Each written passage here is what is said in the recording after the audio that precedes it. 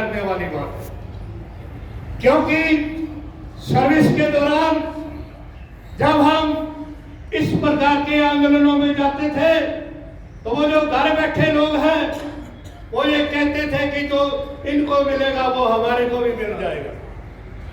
तो ये जो सोच है ये बहुत ही खतरनाक है।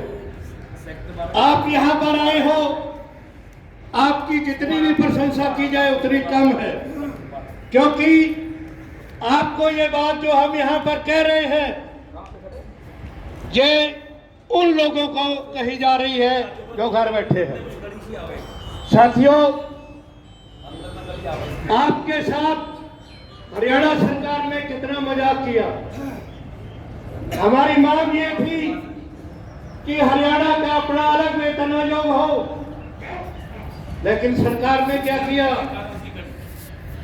इनको तो 8वें वेतन आयोग से बाहर कर दो। देखिए, आप मांग कुछ होती है, ये करते कुछ है। हम मांग करते थे ओपीएस की, ओल्ड पेंशन स्कीम, जो न्यू पेंशन स्कीम चल रही है, तो दे क्या रहे हैं ये, कहते जी यूपीएस से मिलेगा। देखिए, जो मांगते हैं वो नहीं देते। कारण सीधा सा है, क्योंकि हमारी एकता पर अभी सरकार को कुछ शक है।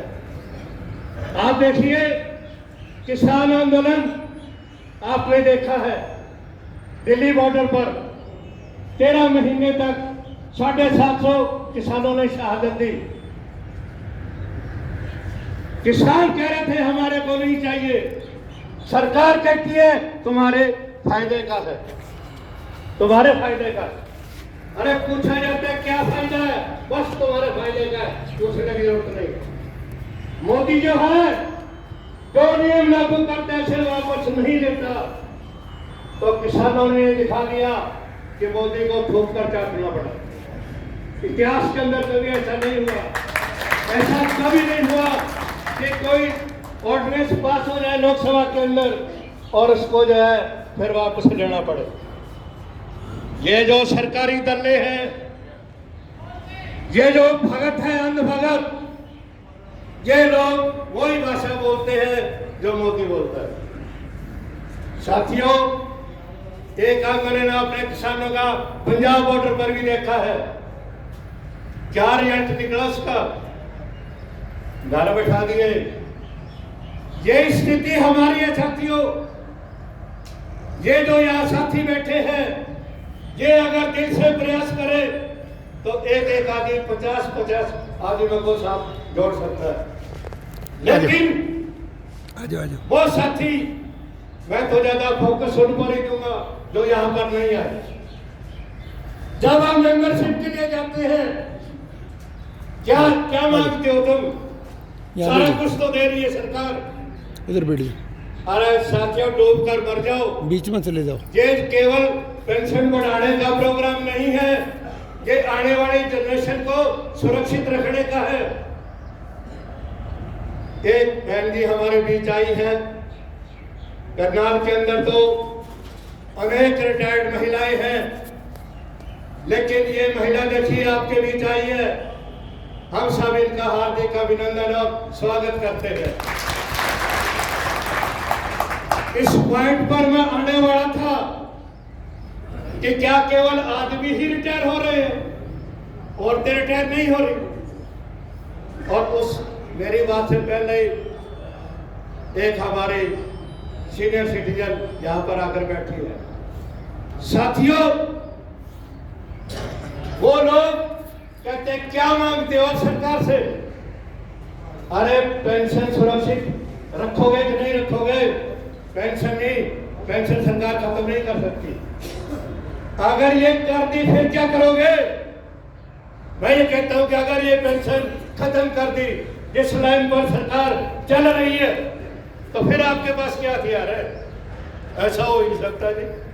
अरे आप 1990 के अंदर ये कह रहे थे कि निजीकरण का दौर आने वाला है, निजीकरण नहीं हो सकता। आज हो रहा है कि नहीं? गेस्ट टीचर देखिए 2005 के अंदर लगे थे, ऐसे टीचर हमने हरियाणा के अंदर तो कभी देखे नहीं। 79 डेज वाले अध्यापक भी रेगुलर हुए, 6 महीने 3 महीने समय समय पर रेगुलर करते रहे, लेकिन नहीं।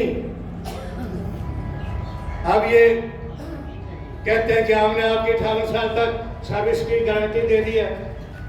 अरे साथियों, सिरसा फतेहाबाद साइड में देखिए, यहाँ पर भी हमारे कर्मचारी संघ के साथी बता रहे थे, कल जो है गेस्ट टीचर सरकार के मकान देने के लिए यहाँ आए हुए थे। अगर उनको 58 साल के लिए रोक दिया है या सर्विस में रहोगे तो फिर वो यहाँ क्या लेने आए।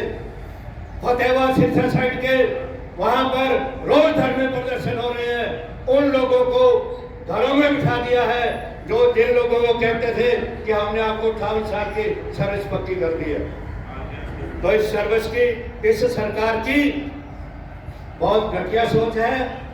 वैसे तो सभी सरकारें हमारे कर्मचारियों विरोधी नीतियां बनाती है, लेकिन इनकी तो साफ झलक आती है। इससे पहले एक घटना था, ग्रेड सी और डी की नौकरी बिना पर्ची खर्ची के दे दी और उनकी